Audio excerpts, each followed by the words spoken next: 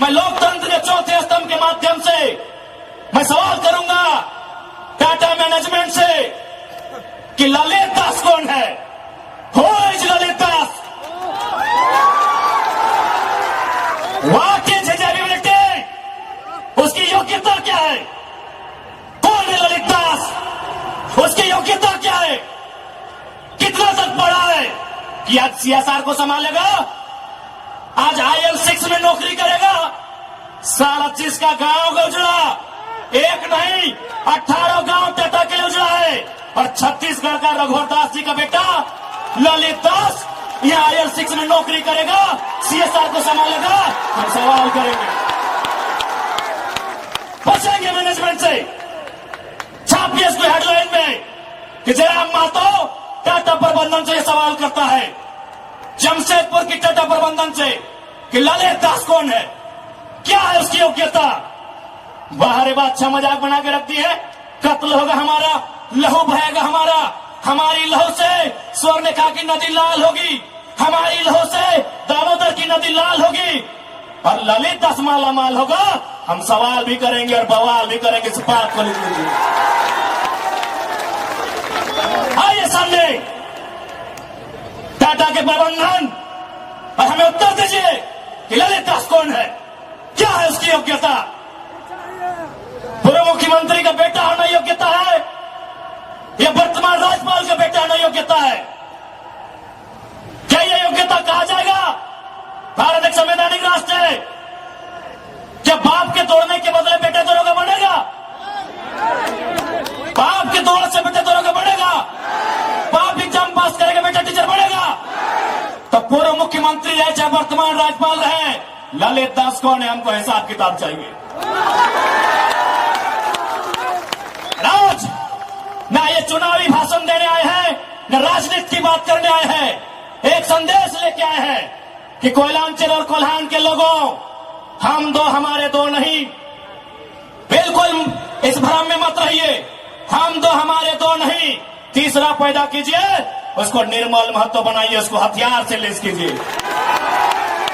अरे कैसे लड़ेंगे आप इनसे? 20 लाख करोड़ की प्रॉपर्टी है इनकी, आप ऐसे लोगों से लड़ पाएंगे? आपका टीचर बेटा लड़ पाएगा? आपका वकील बेटा इनसे लड़ पाएगा? आपका डॉक्टर बेटा इनसे लड़ पाएगा? इसलिए आज कोल्हान और कोयलांचल, हम दो हमारे दो नहीं। तीसरा पैदा कीजिए, उसको निर्मल बनाइए और उन पैमानों से युद्ध के लिए तैयार कीजिए। आपको बचाने कोई नहीं आएगा। अरे आप किससे उम्मीद करते हैं? एसएसपी, आपको जानकारी होना चाहिए, एसएसपी टाटा का साथ देते हैं।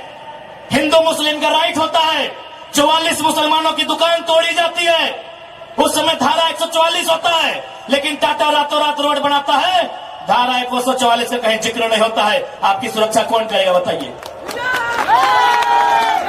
कौन करेगा आपकी सुरक्षा? ये हम आप बताइए हमें, कौन करेगा आपकी सुरक्षा? आज ये डोबो का वीडियो किसी हो, कोई डोबो का सीओ है, पहले मैं कहना चाहूंगा यहाँ बहुत सारे पुलिसकर्मी हैं जो ईमानदार हैं, उनको नमस्कार है।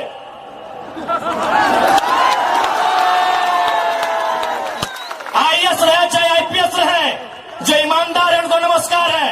अगर कंपनी में भी ईमानदार लोग हैं तो ईमानदार है, उनको नमस्कार है। लेकिन सुनने में आया है कि डोबो का सीओ 20,000 रुपया प्रति एकड़ अपने बाप का जमीन मोटेशन करवाने के नाम पे मांगता है। ऐसे सीओ को जो डोबो का सुनने में आया है, उसको तोहमोने में लेकर डुबा दीजिए। इस बात को हम चिन्ह ठोक के कहेंगे। उसका बाप का जमीन है क्या? 20,000 नहीं, 20 पैसा नहीं मिलेगा, 20 पैसा नहीं मिलेगा। वीडियो का बाप का जमीन है, सीओ का बाप का जमीन है क्या? लेकिन आपके बाप का दादा का ये जमीन है, ये 4000 साल से हम ये खेती बाड़ी करते हैं, ये हमारा प्रमाण है। अरे अब तो दुनिया के वैज्ञानिक मान रहे हैं कि सबसे पहला इंसान सिंहभूम से निकला था। आप गर्व कीजिए अपने इतिहास पर, आप गर्व कीजिए अपने इतिहास पर। ये हम नहीं कह रहे हैं, ये दुनिया की रिसर्च की टीम कह रही है कि जब दुनिया जल में था और जल से जो मिट्टी का कण पहले बाहर आया था और सिंहभूम का इलाका था, ये दुनिया की रिसर्च टीम कह रही है। यानी ये जमीन हमारी है, ये भूमि हमारी है। और आज यहाँ हम बेगाने बन के बैठे हैं, आज यहाँ हम दर बदर की ठोकरें खा रहे हैं, आज हमारे यहाँ कत्ल किया जा रहा है और एकदम साल दर साल किया जा रहा है। 77 में, 87 में, 97 में, 7 में एकदम कंटिन्यूली हमारा कत्ल किया जा रहा है। और आज हम हाथ धर के बैठे हैं। आज हम कहना चाहेंगे, आज बिल्कुल अगर हम होते निर्मल दा के समय, यदि हम होते सुनील दा के समय, कसम से आंख से आंसू नहीं बहाते, कसम से आंख से आंसू नहीं बहाते। उनकी मौत के साथ साथ और 100 लोगों को मरने के लिए तैयार करते और आंख से आंसू नहीं उनको नदी में बहाते जो उनकी मौत का कारण बने थे। हमने आंख से आंसू बहाया, हमने अनाथों जैसा अनुभव किया कि हमारे लीडर चले गए। अब रोने का समय नहीं है, अब बिलखने का समय नहीं है, इंतकाम का समय है। क्योंकि आने वाला 20 साल बाद आने वाली पीढ़ी ना वो निर्मल दा को पढ़ने का समय जुटा पाएगी, ना वो बिरसा मुंडा को पढ़ने का समय जुटा पाएगी, ना वो शेख भिखारी को पढ़ने का समय जुटा पाएगी। आने वाली पीढ़ी सवाल भी नहीं कर पाएगी। इसलिए आज आपको अपने हर एक घर से, हर एक परिवार से एक एक औलाद को, चाहे बेटा या बेटी रहे, एक एक औलाद को फौलाद बनाना होगा। ये आज मैं कोलान वासियों को कहना चाहूंगा।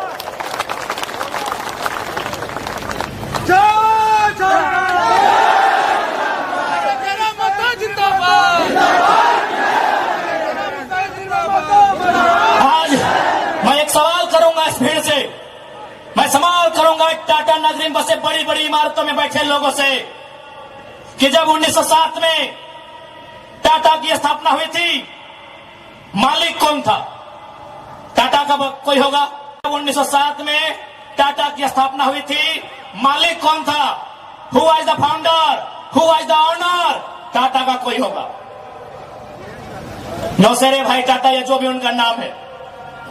आज 115 साल बीत चुके हैं, आज टाटा का मालिक कौन है? आज भी टाटा का मालिक टाटा का वंशी है।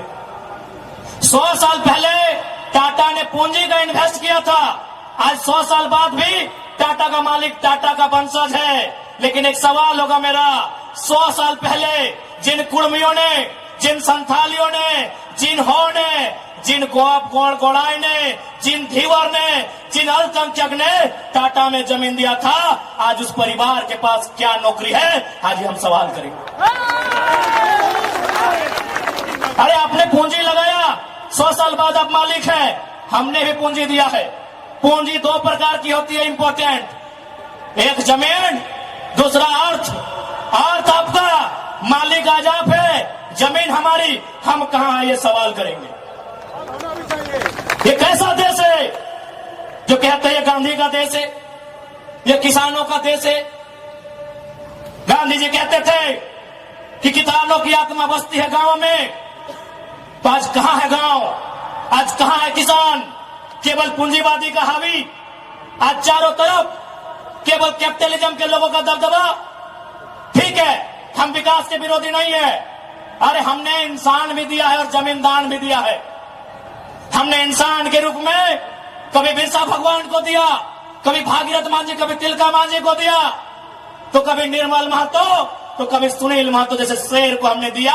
और जमीन की बात कीजिएगा तो जहां तक टाटा की नजर जाएगी वो जमीन सारी की सारी हमारी है। क्या नहीं दिया हमने विकास के नाम पे? विकास के नाम पे हमारा कत्ल हुआ, विकास के नाम पे हमारा गांव उजाड़ा गया, विकास के नाम पे हमको लूटा गया। और आज अगर हम सवाल करेंगे तो आप हमें उग्रवादी जैसे शब्दों से नवाजेंगे। तो आज ये बात जान लीजिए, भले आज ये आपका समय है क्योंकि प्रधानमंत्री आपके हैं, सही बात है, किसानों के प्रधानमंत्री नहीं है। भले आप भावनाओं में वोट देते हैं, आज फिर किसान आंदोलन कर रहा है, किसान 700 मर चुके हैं, ये किसानों के प्रधानमंत्री नहीं है। अगर ये किसानों के प्रधानमंत्री होते तो एक रूल बनाते हैं। 1984 तक टाटा ने जो 15,000 एकड़ जमीन का अधिग्रहण किया है, उसमें मात्र 3,000 एकड़ में प्रोडक्शन का काम हुआ है, मात्र 3,000 एकड़ में कंपनी का एस्टेब्लिशमेंट किया गया है। यदि ये देश और ये वर्तमान के प्रधानमंत्री अगर किसानों के होते तो एक फरमान जारी करते कि बाकी जो आपके पास 12,000 एकड़ बचा है, उसे पोल्ट्री फार्म खोलना है क्या? उसे पोल्ट्री फार्म खोलना है? जी नहीं, रियल एस्टेट को बेचना है। हमारी जमीनें टाटा डिसाइड करेंगे, रियल एस्टेट को बेचना है। इसलिए अगर सच में ये किसानों के प्रधानमंत्री होते तो एक नियम बनाते, और ये नियम है भी, बकायदा न्यायालय में चर्चा हो चुका है कि यदि किसी कंपनी ने जमीन लिया है और उस जमीन पे काम नहीं हुआ है तो रैयत को वापस लौटाना चाहिए। टाटा ने 15,000 एकड़ जमीन लिया है, मानते हैं 3,000 एकड़ पर इन्होंने काम किया है, चलिए 3,000 एकड़ एक्स्ट्रा, अभी भी 10,000 एकड़ जमीन है जो इनके कब्जे में है, वो यहाँ के रैयतों को वापस मिलना चाहिए। तब मानेंगे ये गांधी का देश है, तब मानेंगे किसानों का देश है। आप बोलेंगे हम मान लेंगे, भेजिए 10,000 एकड़ जमीन वापस, तब मानेंगे किसानों का देश है, तब मानेंगे महात्मा गांधी का देश है। आज और तमाम जितने भी IAS, IPS मिनिस्टर, आज अगर मैं साफ कहूंगा कि संविधान की जितनी हत्या उग्रवादी आतंकवादी करते हैं उससे कहीं ज्यादा वो IAS, IPS और मिनिस्टर संविधान की हत्या करता है जो पूंजीपतियों का साथ देता है। क्यों पता है? पढ़े लिखे लोग, पुलिसकर्मी भाई आप भी सुनिएगा कि आपके SP संविधान की हत्या कैसे करते हैं। हाँ, पुलिस वाली दीदी आप भी सुनिएगा कि आपके DC संविधान की हत्या कब करते हैं। भारत के संविधान को खोलिए, भारत के संविधान में प्रियम्बल आता है। प्रियम्बल में क्या लिखा है पता है? हम भारत के लोग सामाजिक, राजनीतिक, आर्थिक न्याय की बात लिखा है। हम भारत के लोग धर्मनिरपेक्ष समाजवाद का नाम लिखा है, समाजवाद, पूंजीवाद नहीं लिखा है, कहीं नहीं लिखा है। भारत के संविधान में समाजवाद लिखा है। हम भारत के लोग धर्मनिरपेक्ष समाजवाद भारत की निर्माण करेंगे। आज ये जो भी IAS, IPS अगर पूंजीवाद का पक्ष लेते हैं, नक्सली से भी बड़ा नक्सली वो IAS, IPS होते हैं। हाँ, हम सीना ठोक के कहेंगे।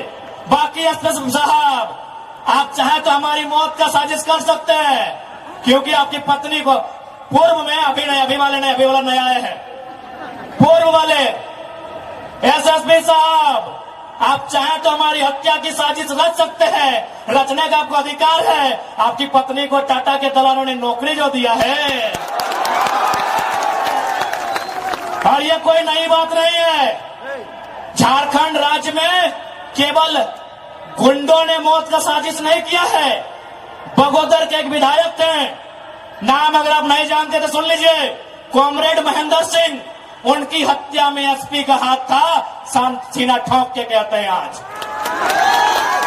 आज भी गांव में लोग कहते हैं कि कॉमरेड महेंद्र सिंह की हत्या में उस समय जो भी थे, क्योंकि हम लोग उस समय अंडा थे, अंडा मेरा छोटा बच्चा थे, हमें आइडिया नहीं है, जो भी थे, जिस भी जिला के थे, झारखंड में 24 में से एक SP का हाथ था महेंद्र सिंह की हत्या में। तो ऐसे लोग जिनकी पत्नियों को, जिनके बच्चों को ये लोग नौकरी देंगे, वो हत्या करने से पीछे कैसे हटेंगे? तो सुन लीजिए महोदय, चूंकि आपकी योग्यता का हम सम्मान करते हैं, आपकी प्रतिभा का सम्मान करते हैं, आपकी एजुकेशन का सम्मान करते हैं, लेकिन एक बात कहेंगे, हम गरीब लोग हैं, बद्दुआ नहीं देते हैं, लेकिन हमारे दिल से एक हाय निकलती है। उस हाय से याद रखिएगा, ये विधाता आपको कभी माफ नहीं करेगा।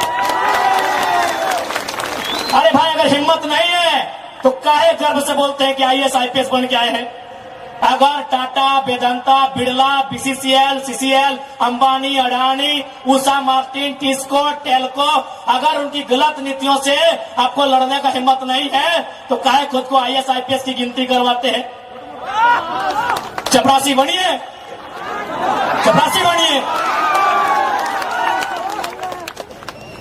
और हम ये भी मानते हैं कि आज आपके पास शक्तियां हैं। अरे बहुत अच्छा, क्या कीजिएगा? ऐसे भी तो हमारा कत्ल होता आया है। हम कत्ल होते होते हम मरते मरते परेशान हो चुके हैं। हमने बहुत कत्ल देखा है। जितना अंग्रेजों ने हमें नहीं सताया है, उससे कई ज्यादा गुना कॉर्पोरेट ने, भ्रष्ट IAS, IPS ने, भ्रष्ट मिनिस्टर ने और भ्रष्ट डोबो जैसे CEO ने हमें सताया है। अरे आप क्या कीजिएगा, कीजिए ना। मरने सब आया है, कौन यहां जीने आया है? 610 ट्रिलियन वर्ग किलोमीटर सूरज। हमारे साथ अगर हमारी सभा को सुनिएगा तब कुछ जनरल नॉलेज भी बढ़ा देंगे। 610 ट्रिलियन वर्ग किलोमीटर सूरज एक दिन मर जाएगा। 510 मिलियन वर्ग किलोमीटर की धरती ये भी एक दिन मर जाएगी। 165 वर्ग किलोमीटर में फैला हुआ, मिलियन वर्ग किलोमीटर में फैला हुआ प्रशांत महासागर, इसका पानी भी एक दिन सूख जाएगा। 5,95,000 वर्ग किलोमीटर, 95 लाख वर्ग किलोमीटर फैला हुआ हिमालय का पहाड़ एक दिन पिघल जाएगा। 38 मिलियन वर्ग किलोमीटर में उगने वाला चंद्रमा मर जाएगा। अरे 5 फीट का इंसान काहे डर रहे हैं? काहे डर रहे हैं? आपकी डर आपकी मौत का कारण है, आपकी डर आपकी भय का कारण है। मैं एक लाइन कहूंगा, एक क्रिकेट का उदाहरण आपको दूंगा। साउथ अफ्रीका में एक खिलाड़ी थे, उनका नाम था ग्रीम स्मिथ। उन्होंने घर की दीवारों पर 3 लाइन लिखा था कि मुझे बड़ा होके साउथ अफ्रीका की टीम से क्रिकेट खेलना है। दूसरा लाइन लिखा था मुझे साउथ अफ्रीका की क्रिकेट टीम का कप्तान बनना है। और तीसरा लाइन लिखा था मुझे ऑस्ट्रेलिया को घर में घुसकर टेस्ट मैच हराना है। जबकि क्रिकेटर का ड्रीम होता है वर्ल्ड कप जीतना, लेकिन ग्रीम स्मिथ का ड्रीम वर्ल्ड कप नहीं था, ऑस्ट्रेलिया को टेस्ट में हराना था। चूंकि उन्होंने घर की दीवार पर लिखा था, रोज उनको पढ़ते थे और उन्होंने वो तीनों ड्रीम पूरा किया था। आप भी जाओ, घर की दीवारों पर लिख दो, सुनील महतो की शहादत को लिखो, निर्मल दा की शहादत को लिखो, हमारे साथ हुए जुल्म को लिखो, जिस एसपी के टाइम में जुल्म हुआ उसका नाम लिखो, जिस जीएम के टाइम में जुल्म हुआ उसका नाम लिखो। और अपनी पीढ़ी से बोलना, आज ना सही, आज वक्त उनका है, जिस दिन वक्त हमारा होगा हम भी उनकी आने वाली पीढ़ी से बदला लेंगे। जाओ अपने घर की दीवारों पर लिखो, जाओ शोषित लोग, वंचित लोग अपने घर की दीवारों पर लिखो। हाँ, आज समय इनका है, आज ये बड़ी बड़ी इमारतें इनका समय है। लेकिन याद रखिएगा, सिकंदर भी 33 साल की उम्र में झाल बजाकर लौट गया था। बड़े बड़े 30 मारखास जहां से लौट गए। इसलिए मैं तमाम लोहा नगरी में जितने पदाधिकारी हैं, जितने मिनिस्टर हैं, मैं एक संदेश देना चाहूंगा, पाप का भागी मत बनिए। पाप किसी के बाप का नहीं होता है। कंपनियों की दलाली मत कीजिए, रैयत के साथ इंसाफ कीजिए। ये मैं तमाम प्रशासनिक लोगों से निवेदन करना चाहूंगा।